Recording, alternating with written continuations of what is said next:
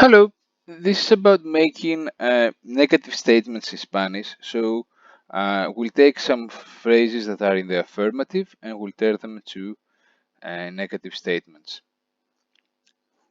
Now, to understand how we do this, the simplest way to do it is to say that we add two no. We add no twice in a Spanish phrase that is affirmative to make it negative. It's also important to understand that the first no, as is written here, goes right in front of the verb. If you have a tense that is a single word, like the present, cocino, hablo, amas, etc. If it is a compound tense, like he visto, we'll see in a minute what happens. Now, let's take a Spanish phrase like hablo inglés, I speak English. If I want to say I don't speak English, I simply add no in front of the verb. I will say no hablo inglés. It's important to understand here, this is the only possibility. I cannot say hablo no inglés, I cannot say hablo inglés no.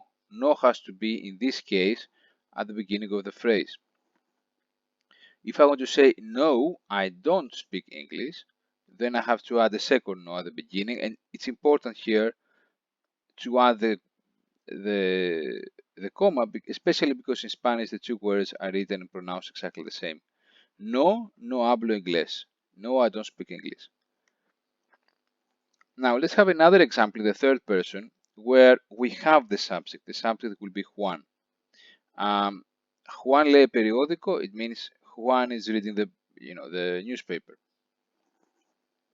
Now, if I want to say Juan doesn't read the newspaper, I will say Juan no lee el periódico. Now, here it doesn't go at the very beginning of the phrase, and this is because I have the subject. Just notice in this phrase here, no hablo inglés, the subject is omitted because I don't have to say yo no hablo inglés. If it were there, it would again be at the beginning of the phrase. So here I have to put Juan first. Again, the word no has to be exactly in front of our verb. Juan no lee el periódico. And then if I want to say no, Juan doesn't read the newspaper, I'll add a second no. But in this case, there will not be one after the other, yeah? It will be no, then the subject, Juan, no lee el periódico.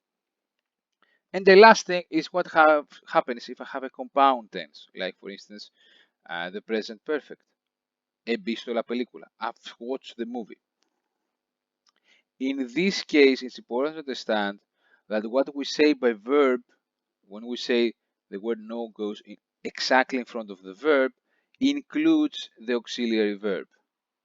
So like have watched as a whole is considered to be the verb here. So I will say no he visto la película. I cannot say something like what I have here after the asterisk. He no visto la película. That would be a very weird phrase in Spanish. And finally, if I'm going to say no, I haven't watched the movie, same story, no, no he visto la película. And that's it. We're finished.